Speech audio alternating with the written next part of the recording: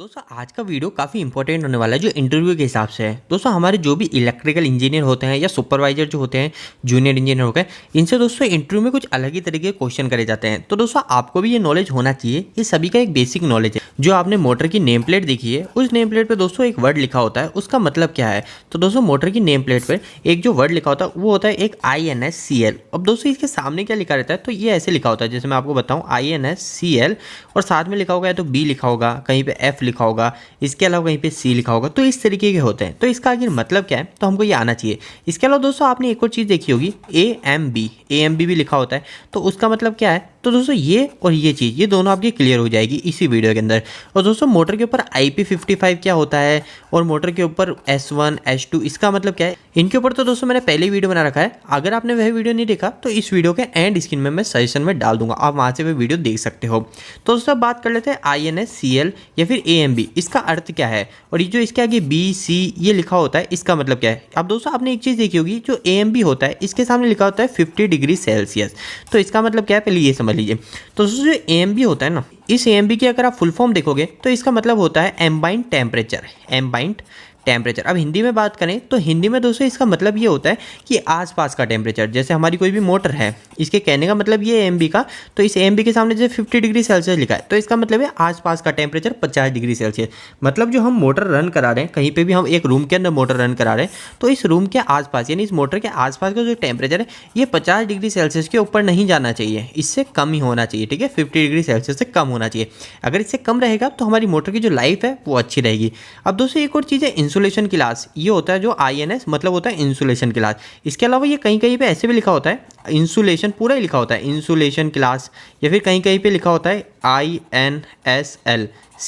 तो आप कभी भी ऐसा लिखा हो तो आप कंफ्यूज मत होइएगा। IC भी लिखा होगा ना तो ये भी इंसुलेशन क्लास ही है। ठीक है, IP अलग होता है, IP के ऊपर अलग वीडियो बना रखा है मैंने, और IC मतलब हो गया इंसुलेशन क्लास। तो दोस्तों आप बात कर लेते हैं कि आखिर इंसुलेशन क्लास के अंदर हमारा BFC क्या है और इंसुलेशन क्लास क्या होता है। तो दोस्तों देखो क्या होता है इंसुलेशन क्लास, जैसे हमारी जो मोटर है उस मोटर के अंदर आपको पता है वाइंडिंग हो रही है स्टेटर में, जो वाइंडिंग है वो इंसुलेटेड होते हैं। इंसुलेटेड का अर्थ ये हो गया दोस्तों, जैसे हमारी दो वायर है तो इन दोनों वायर के ऊपर इंसुलेशन चढ़ी हुई है, इसके ऊपर पूरी इंसुलेशन चढ़ी हुई है कि अगर मैं इस पर यहाँ पे आके टच करूंगा, यहाँ पे अगर आके मैंने इसको टच किया तो मेरे को करंट नहीं आएगा। तो अगर ये इंसुलेशन नहीं होंगे तो अंदर ही दो वायर हम पास पास लाए और वो शॉर्ट हो जाएंगे ना। आपको पता है वाइंडिंग तो एक से एक चिपकी हुई रहती है, तो वो शॉर्ट नहीं होते। तो वो शॉर्ट नहीं हो इसके लिए इसके ऊपर इंसुलेशन किया जाता है। अब दोस्तों वो जो इंसुलेशन है वो इंसुलेशन की क्लास कौन सी है, क्योंकि अलग अलग टाइप के इंसुलेशन आते हैं, कोई B आता है, F आता है, C आता है, इसके अलावा 6-7 टाइप के और इंसुलेशन आते हैं। मैं भी आपको सारे लिख के बता दूंगा। ठीक है, तो दोस्तों इंसुलेशन का मतलब क्या है, ये B F C ये अलग अलग क्यों है, इसका अर्थ क्या है, तो वो आप समझ लीजिए। तो दोस्तों अगर हमारी मोटर के ऊपर कभी भी INSLCL लिखा हुआ, इंसुलेशन क्लास लिखा हुआ, तो उसके सामने जो भी चीज़ें आएगी वो ये 7 चीज़ों के अलावा नहीं आएगी। ठीक है, ये टोटल 1 2 3 4 5 6 7 ये 7 चीज़ें ही होती है हमारी इंसुलेशन क्लास में। तो दोस्तों इसका अर्थ क्या है मैं आपको एक एक करके बता देता हूँ। तो दोस्तों इनका अर्थ काफ़ी सिंपल है। इनका अर्थ सिर्फ इतना सा है कि हमारा जो वायर है, अब जो वायर है उस वायर के ऊपर जो इंसुलेशन करा हुआ है वो ज़्यादा से ज़्यादा कितना टेम्परेचर सहन कर सकता है। जैसे हमारी वायर है, अब इस वायर जो हमारी मोटर है, अब मोटर गर्म होगी कुछ समय के बाद, तो मोटर गर्म होगी, अगर उसके ऊपर 100 डिग्री सेल्सियस चले गया, मोटर के ऊपर जो वाइंडिंग है उस वाइंडिंग पे 100 डिग्री सेल्सियस चले गया, तो उसका जो इंसुलेशन है वो इंसुलेशन कितनी देर के बाद ब्रेक हो जाएगा। क्योंकि दोस्तों आपको पता है कोई भी चीज़ है वो एक तापमान के बाद गल जाती है। ठीक है, कोई भी एक चीज़ है वो एक तापमान के बाद गल जाती है। जैसे हमारा जो पानी है वो पानी 100 डिग्री सेल्सियस पे आते ही उबलने लग जाता है। तो ऐसे ही हर चीज़ का गलने का एक टेम्परेचर होता है। तो दोस्तों हमारी जो इंसुलेशन है ये इंसुलेशन अलग अलग बटी हुई होती है। तो हमको इस चीज़ का ध्यान रखना है और हमारी मोटर को हमको चेक भी करना चाहिए। एम्बाइंड टेम्परेचर आपको बता दिया, वो मोटर के आसपास का टेम्परेचर होता है। जो मेरी मोटर है इस मोटर के आसपास का 50 डिग्री सेल्सियस के ऊपर नहीं जाना चाहिए मोटर की अच्छी लाइफ के लिए। अब दोस्तों वाई क्लास की अगर मोटर है तो वाई क्लास की मोटर 90 डिग्री सेल्सियस टेम्परेचर को झेल सकता है। इसके अलावा दोस्तों ए क्लास की बात करें तो ए क्लास की जो होती है वो 105 डिग्री सेल्सियस होता है। इसके अलावा 120 डिग्री ई क्लास का जो इंसुलेशन होता है वो 120 डिग्री सेल्सियस तक हमारे टेम्परेचर को झेल सकता है। दोस्तों एक चीज़ ध्यान रखिएगा, अभी मैं आपको ये अच्छे से बता भी दूंगा कि आपको इसको याद कैसे करना है, ताकि अगर आपसे इंटरव्यू में पूछे तो आपको कोई भी कंफ्यूजन ना हो। इसके अलावा दोस्तों ई के बाद जो हमारी बी क्लास आती है, उस बी क्लास की जो रेटिंग होती है उसके अंदर 130 डिग्री यानी 130 डिग्री कम है, यानी 90 डिग्री से कम तक झेल लेगा, 105 डिग्री से कम तक झेल लेगा, 120 डिग्री से कम तक झेल लेगा। बी क्लास का जो है वो 130 डिग्री से कम तक का टेम्परेचर झेल लेगा। इसके बाद में दोस्तों एफ क्लास होता है, वो एफ क्लास का जो इंसुलेशन होता है वो 155 डिग्री तक झेल सकता है। दोस्तों ये चीज़ भी ध्यान रखिएगा, अगर आपको इसके अलावा और भी कहीं पे ये रेटिंग दिखती है, ऐसा नहीं है कि सिर्फ ये मोटर में ही काम आएगी। ये जो चीज़ मैंने आपको बताई है ये इसके अलावा आपको और भी कई जगह काम आएगी। आप देखिएगा बहुत सारे उपकरणों पे आपको इंसुलेशन क्लास लिखी हुई मिलेगी, तो वो इंसुलेशन क्लास यही रहती है, आप इस चीज़ को ध्यान रखिएगा।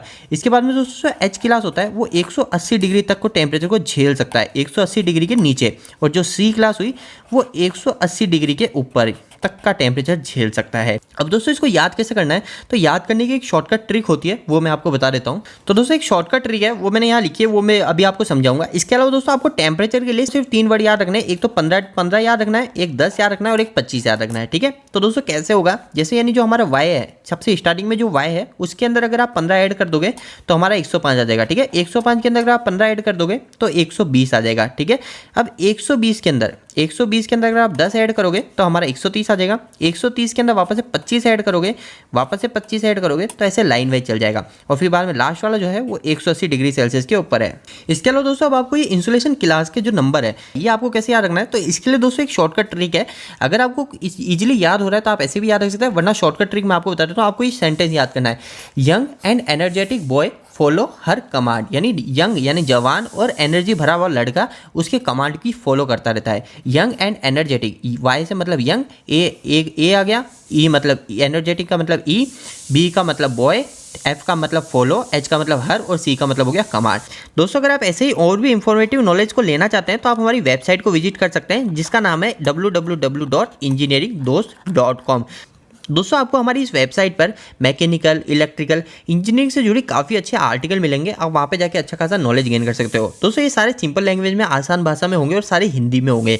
दोस्तों अगर आप हमारी वेबसाइट पर जुड़ना चाहते हो तो आप हमारे डिस्क्रिप्शन में चेक कर सकते हो, आपको इसका लिंक मिल जाएगा। हमारे वेबसाइट का नाम है इंजीनियरिंग दोस्त और हमारे चैनल का नाम है इलेक्ट्रिकल दोस्त। तो दोस्तों इंसुलेशन क्लास का वीडियो आपको कैसा लगा, इस वीडियो को लाइक करके जरूर बताना। अगर आपका कोई भी सवाल इस वीडियो के प्रति या फिर इलेक्ट्रिकल से जुड़ा है तो आप मुझे नीचे कमेंट बॉक्स में कमेंट करके पूछ सकते हैं।